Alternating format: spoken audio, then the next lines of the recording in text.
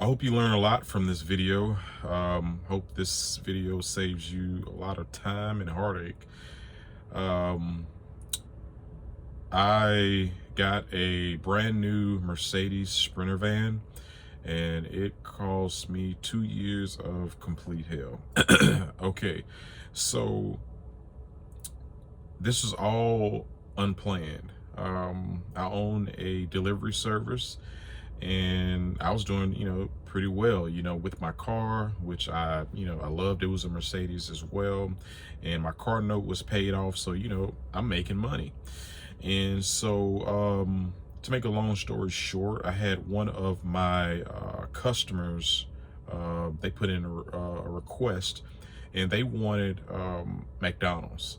And I used to have McDonald's on my website, but I took it off due to the fact that I was losing so much money, because it was one of the most popular places after midnight or around midnight.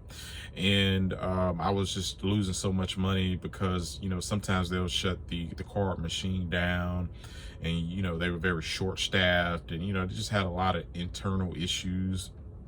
So I since it was early, I decided to go ahead and take it. It was around like 9 or 10 o'clock that night, and so as I was waiting in line, I got hit by two drunk college students. They was in the car. They was drunk and high, and they hit my car so hard they reversed. They thought they was going forward, but they put the car in reversed, and they hit my vehicle so hard I hit the vehicle behind me. And so it was a family of five, or maybe a little more, in the vehicle. And so I got out of my vehicle, and I checked on them to see if they were okay. Everybody was fine. And as I was approaching the individual that hit me, I took a picture of their license plate. In this industry, you learn a lot about people, especially at nighttime when they're out driving, and college students and people who are drunk and stuff. You just learn a lot. And so I took a picture of the license plate, and as I walked up to the two guys that was in the vehicle, I could just smell all of the weed and the alcohol. I mean, it was loud. And so I asked the two gentlemen, "Hey, are you guys okay?" And they said yes. And I said, "All right, well, let me get the authorities here." They drive off, right? And I was very fortunate to be there. It was a very popular spot in town, so there was cameras everywhere. And like I said, I took the license plate. So as I got in my vehicle and filed a police report, and we got all that stuff done, I started to drive off, and immediately I can just tell, my baby was just something was wrong with her. The car just was not driving the same. And so I was able to complete the delivery, which I was very happy about. And so as time went on, I still tried to drive my car, and the car continued to break down. It was bad. I was breaking down in the middle of the road at a light. And I would do a delivery, let's say at the hospital or something, and my vehicle would break down. So luckily around the time, and then I was going back and forth too with the gentleman's father. He called me, and he claimed to be this big shot lawyer, and tried to throw that at me as if I was afraid of him, like, yeah, I'm going to get you. And I'm like, first off, I'm happy that you are this big shot lawyer, because now I know you're going to pay. So, but he was trying to discourage me, or like have me, make me feel like, oh, please no, don't hurt me, sir. And it was a very, very interesting experience, because he was trying to take up for his son, claiming that it wasn't his son. And I already knew, like, okay, this is going to be an adventure. So to make a long story short, my vehicle got totaled, And I was already thinking about getting a Sprinter van because I saw so many videos on YouTube with the van life and stuff. And so I was like, I could, run my business out of this thing, instead of having, a building and, having, another bill for rent and Wi-Fi and all that stuff. So I was already thinking about, that's just something in the future that I would like to get. So with this unfortunate situation that I was in, here's the opportunity to go ahead and get the brand new Mercedes Sprinter cargo van 2500. So I went through the process, and so I got it. And immediately when I got the truck, I was having problems with it, right? And the problem that I was having is the truck was jerking really, really bad. When I say bad, just imagine you're in your vehicle and you can be driving or parked and someone rammed behind you, over and over and over again. That's how bad the jerks were. The entire truck, everything would just shake really, really bad. And it was just a huge toll on my back and my neck. So I would call Mercedes and I would say, hey, we got a problem here. And they would tell me, hey, it may be the diesel. And I was like, no, I go to the truck stop because they informed me, only get your diesel at a truck stop because the diesel doesn't sit long. And so they say, well, maybe it's the DEF. And I was like, well, I've driven trucks up north that had to have the DEF. And, we usually would have them filled up once they get to the half marker, a little under the half marker. And so they just kept, giving me the run around and telling me, hey, try this, try this, try that. And I would, follow their advice because I'm thinking that, these individuals are professionals, right? And because I bought this from them and I was thinking that they were, they wanted to help me. I am a customer. Again, my first vehicle was a Mercedes-Benz C230 compressor. And now here I am moving up, getting a Sprinter van for my delivery service. So it continued to just be bad. And like I said, I'm calling them, every day or every other week or every week. And they said, hey, bring it in and we can see what we can do. So I brought it and they basically told me, hey, we can't help you because the vehicle isn't giving out, it's not putting out a code. And so, I'm like, hey, I'm in the vehicle. I'm telling you how bad this is. Okay, I understand that you all may have to follow procedures and it's not putting out a code, but I am telling you, man, this vehicle is jerking me around. I can't sleep. It's killing my back and my neck. And it's like, sir, we understand, but there's nothing that we could do. And so the first time that they got my vehicle, they did give me a rental, and I was very grateful for that with the rental while they was trying to figure out what was going on. And that's when they told me, we can't do anything for you until the code. And I was like, well, okay. So I'm riding and the truck is just getting worse and worse. I mean, I just couldn't explain it to you all. If you all know, comment below and let me know if you've ever experienced this really, really bad jerk in your Sprinter van. And so as I continue to inform them, because I wanted them to, take notes or, maybe, get in contact with the Mercedes corporate or get in contact with other Mercedes-Benz dealerships to, maybe, they could, try to fix this problem because I have a brand new Mercedes. And, I grew up knowing that Mercedes-Benz were just very reliable, right? And here I am, a customer of Mercedes-Benz, and I'm not able to enjoy the full experience of a Mercedes Sprinter van cargo, a cargo van. And so fortunately, uh, the truck broke down, right? And it's not fortunate, but it was fortunate because I finally got a code.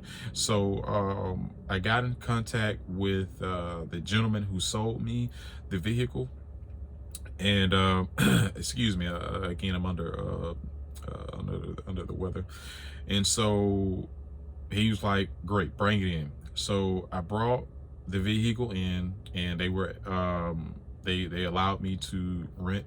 What I didn't have to rent anything. They gave me a courtesy vehicle, and so what they did was they told me, okay, what the problem is the EGR valve. And so what was happening was the EGR valve would stay stuck closed or would stay stuck open. And so they replaced it. And I said, great, this is amazing. You know, now finally I will be able to experience the Mercedes-Benz experience. You know, I won't have to be so stressed out. You know, I could, you know, finally sleep, because I couldn't compute this entire situation. You know, buying a brand new Mercedes Sprinter van. Again, this is a Mercedes, right? I only know good quality, you know, and you know, when you see their advertisements and stuff, that was true, you know. They're the best, and so that's what I expected. And you know, this was a $100,000 investment that I made with this Sprinter van, getting it upfitted, getting it wrapped, all of these things. And so, you know, I was all in with this decision that I made. Again, like I said, it was unplanned, but like I said, this was something that I wanted to do in the future. So they replaced the EGR valve, and again, I'm on the road, and I think it rode very well for about 2 days. The third day, the jerking came back, and this time it was worse. It was more frequent, and so I'm just like, man, what is this? And so I get in contact with the gentleman who sold me this, and he's, you know, a little frustrated with me, I'm assuming, and I'm confused. Hey, why are you frustrated with me when, you know, you all sold me this? We need to figure this out. You know, I can't this isn't right. Again, I cannot compute this. How is this even, how are y'all allowing me to go on like this, you know, for this long? You know, again, this is 2 years of pure hell. And so the truck started to just break down. It was started out like every month, then every other week, every week, and then every other day. And one time I was able to the truck did something very, very weird. And actually I was just passing the Mercedes-Benz dealership, and so I called the gentleman again, and I'm like, hey, it's doing something really, really bad. I think I wasn't getting enough power or something. And he was like, hey, where you at? Just come by. And so he got in the vehicle with me. And again, this is it's fortunate but not fortunate, but you know, I'm thinking like, hey, we're going to get some progress because we're taking all these notes. You know, I'm working with y'all, and I'm thinking that you all are working with me so we can get this situation, you know, taken care of. So we got on the highway, and he's like, hey man, floor it. And I was like, I am flooring it. I couldn't get over 30 miles per hour. That's just how bad it was. So we took it back to the dealership, and again, I'm just like, okay, what do we do now? You all are the professionals. This is my business. This is how I, you know, this is what the people know me as. You know, I have to make money. You know, I have to keep this thing growing. So he looked at me and told me, hey man, and so I said, well, which rental, which courtesy vehicle do y'all have for me so y'all could, you know, figure this out? He said, I can't give you one. And I said, hold up. So I buy a brand new Sprinter van from you. I'm giving you all the information on what's going on, I'm losing business because I'm having to shut my website down, my store down. I'm having to turn orders down. Um, People are losing confidence in me. The marketplace is losing confidence in me. And you know this. And you tell me you can't give me a courtesy vehicle, or you all aren't reaching out to me saying, hey, this is what we're going to do next. So we've reached out to corporate, we did this. None of these things were happening. Again, I can't compute this because this is not the Mercedes that I know, right? This is just unprofessional, and it kind of felt like, I don't know if any one of you all who are listening, if you all been to college before, and you get in the off-campus apartment, and everybody loves you, everybody's trying to get you in, and you think, okay, well, this is a great environment, the staff is cool, they're very informative, they're very helpful, and you think you're going off of that, and you're thinking, well, okay, this is the environment. As soon as you sign those papers, and you you sign those papers, and you start to have problems or whatever, they treat you bad, man. Oh my gosh, here we go. And then when it's time to renew your lease again, now everybody's like great actors. So that's the experience that I was getting from this dealership. And they just, I mean, they hated to see me coming. They hated that I was calling again. And the biggest thing for me was they weren't trying to help. They were not doing they weren't going out their way to try to figure this out and get me on the road so I can have a great Mercedes-Benz experience. And I just was not getting that. And so once he told me no, that you're not getting a courtesy vehicle, and I said, I don't understand what you mean. What are we to do here? He said, hey man, sometimes shit just breaks. And I was just like, why? And he just walked away. So here I am, a customer, and you're treating me like this, and you're not even going to give me a rental. You're not, telling me like, where are we going? It's just, to me, I just felt like I was being left for dead, with no, just nothing. So, again, I got to keep my business going. So I had to rent cars. I was renting cars, trucks, vans, and at one point in time, it was $30 to $60 a day to rent a vehicle. Well, it got up to $125 to $150 a day. This is how much I was paying to rent a vehicle a day. So every little dollar I would make, I was just basically paying to rent vehicles. All of my money just gone. And I was able to get my vehicle back after it being after they had it sitting up for I don't know how long, and they told me everything was good, and I kind of just felt like something is not right. And what really did it for me was one of their guys that was working on my van, or claimed to be working on my van. He was already gone. This is around like, I don't know, 2 or 3 o'clock, and I'm just like, oh, hey, okay. So I get my vehicle, and nobody wanted to talk to me. It was just one of their guys, one of the customer service people. And like I said, it was just very, very weird. So I got my vehicle earlier that afternoon, and this is a big weekend. This is homecoming weekend. Again, I'm trying to make my money back because I am just losing money. I'm not making money anymore because I'm spending all of my money renting cars. And I'm like, okay, we'll just figure this out, I guess, because there's no solutions. I'm not getting contacted by anyone.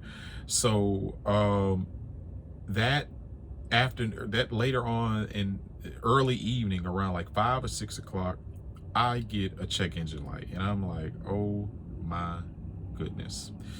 So I'm like, okay, well, I'll just, if I can just survive until Monday. Again, this is Friday early evening, if I can just survive this weekend, because I don't have any money.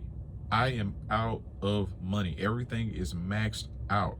Only the only money that I had was money for operating my business. So when customers wanted something paid for, and I picked it up, and I couldn't touch that, right? So everything else, I'm maxed out. All my money is gone.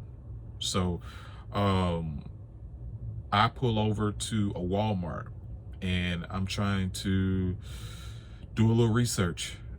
Wait.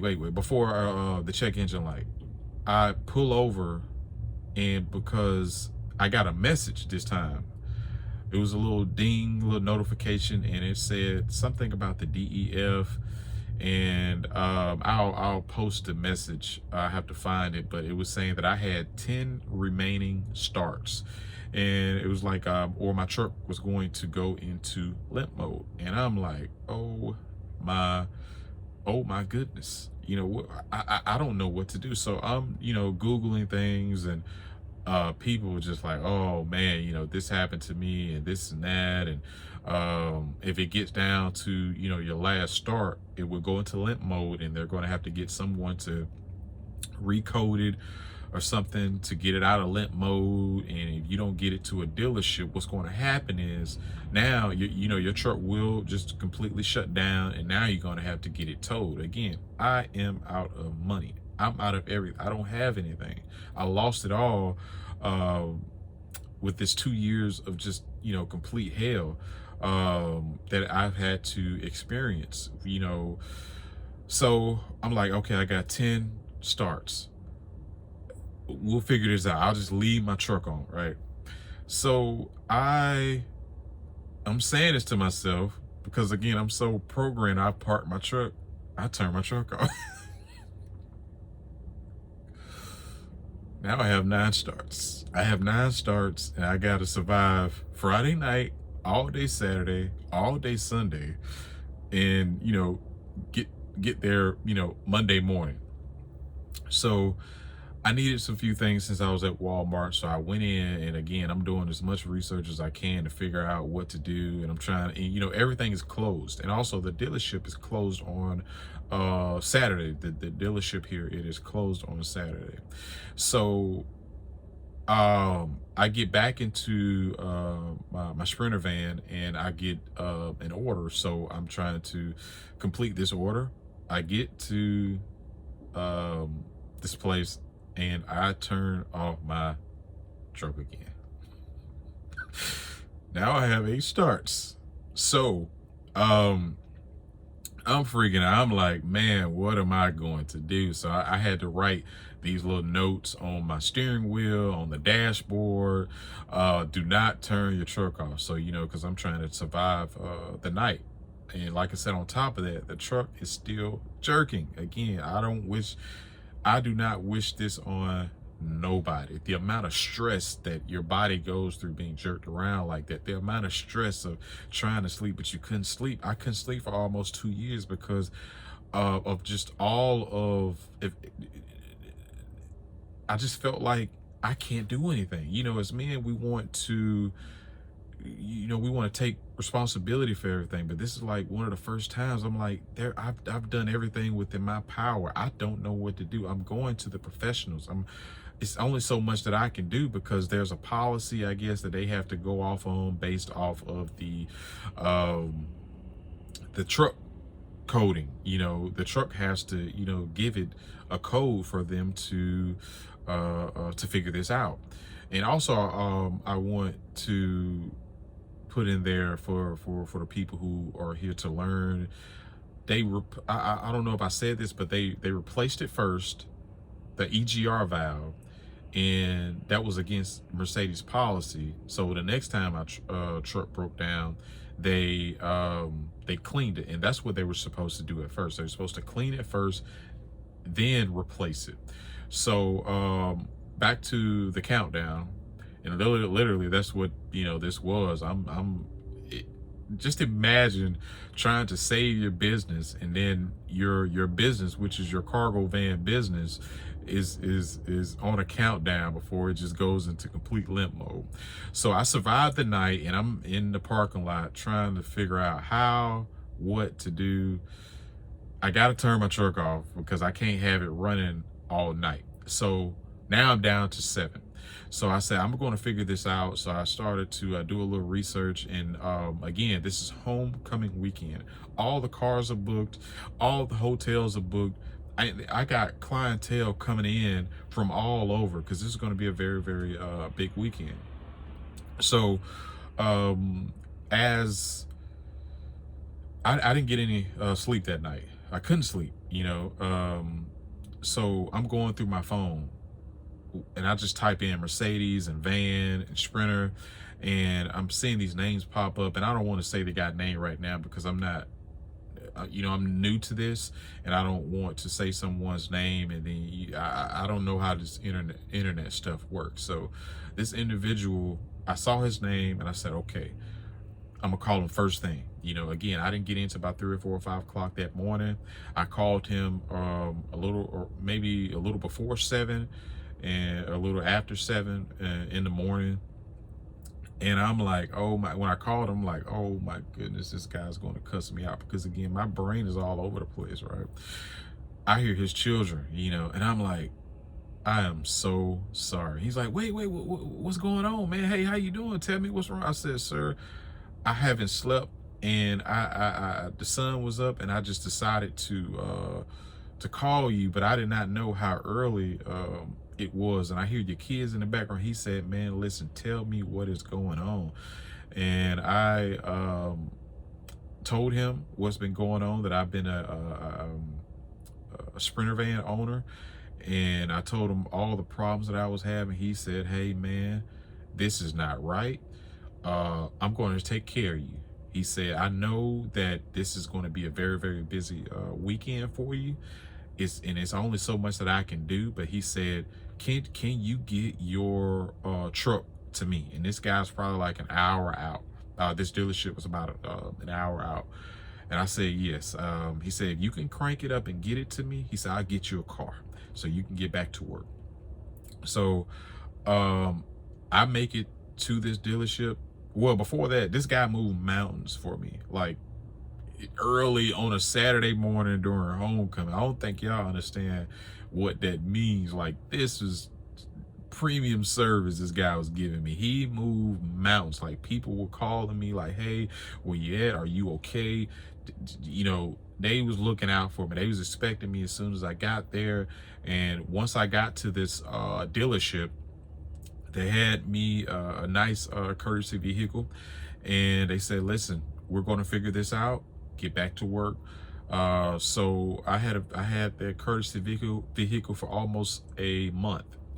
And so because this dealership was busy. I mean, they had Sprinters from all over. And this is one thing that the gentleman explained to me. He said, listen, this is what we do. We specialize in this. We have a department just for Sprinter vans. He said that we fix people's vans from all over the country. People come from Pennsylvania, Tennessee, Texas. They come from all over. And so that's what I saw when I got there. I mean, I saw so many Sprinter vans. I mean, it was crazy. But he said, I guarantee you this.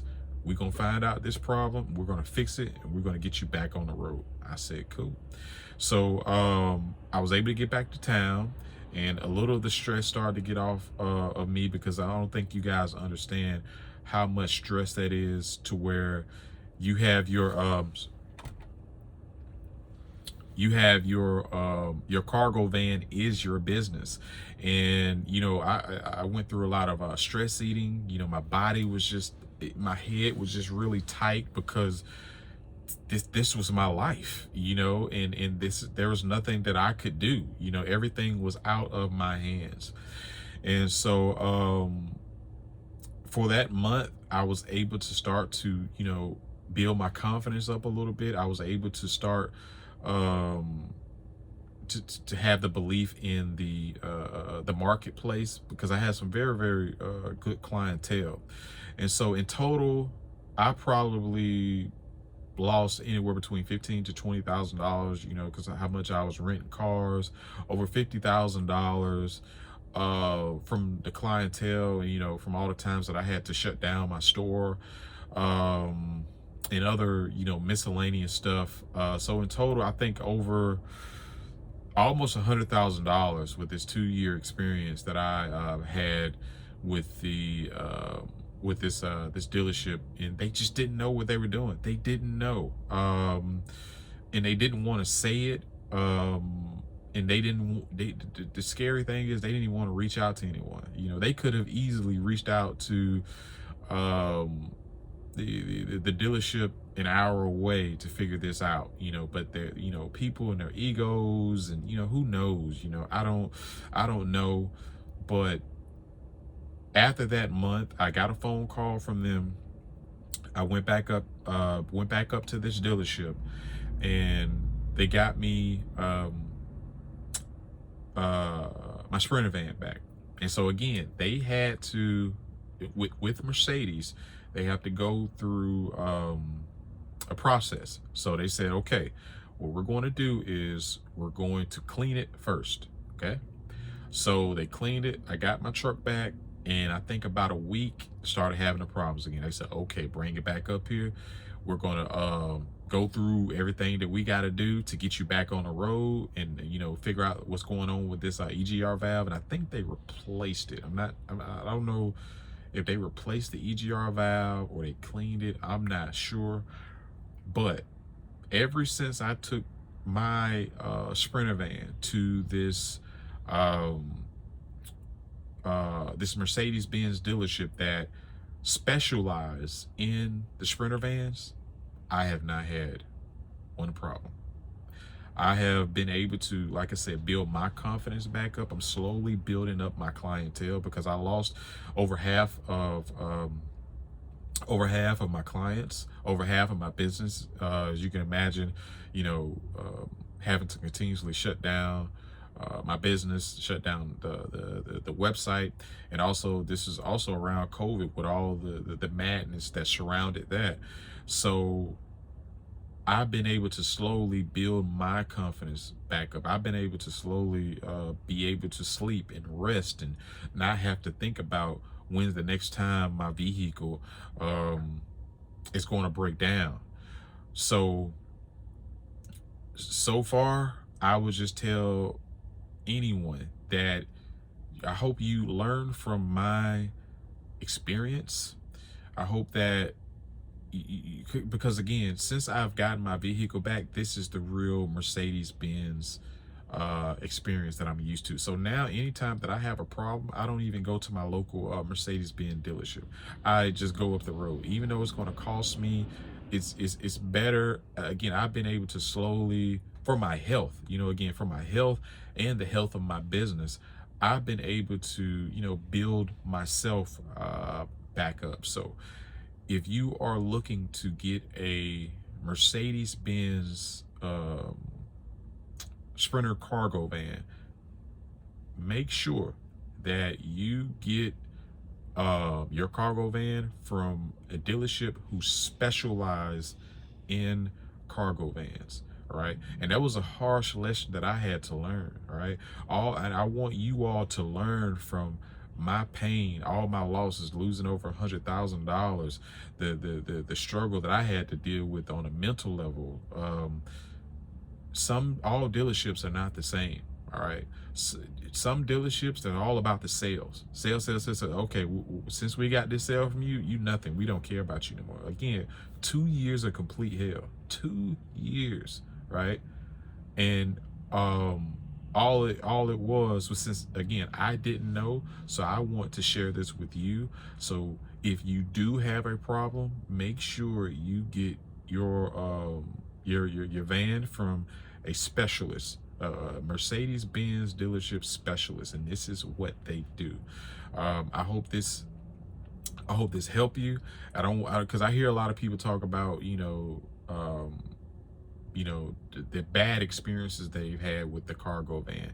And it is true, you can't have that. And again, you got to get your van from someone who knows what they're doing, and this is what they do. They specialize in it. There's a difference between someone um who sells a van, and there's a difference between someone who specializes in a van. They sell it. This is what they service it. I mean, they have a whole garage just for this stuff. So again, I'm happy that I am becoming more healthier, and the marketplace is gaining their confidence in me. If I was able to build my cargo van business up, I was almost at $100,000 that year when I built it up. I only hit 70, but I was almost there because if it wasn't for all the chaos and the problems that I did. But if I could do that, I could do it again. If I can't do it again, I didn't deserve it. So it's going to be a long process for me to build my business back up to where I can get to that 6 figures, and the marketplace is more confident in me. But guys and the ladies, I see ladies out there with the Sprinter van, the Sprinter cargo van. Never give up. You have to keep going. And I'm happy now we live in a time where people are connected, and we can ask questions and pass on information, so you can get out here and survive and have fun. Because again, I'm starting to have fun now. I'm starting to feel really, really good about myself, even though I'm very, very deep in the hole, and I'm working my way out of it, and this has cost me. I just try not to even think about it. So I hope this helps.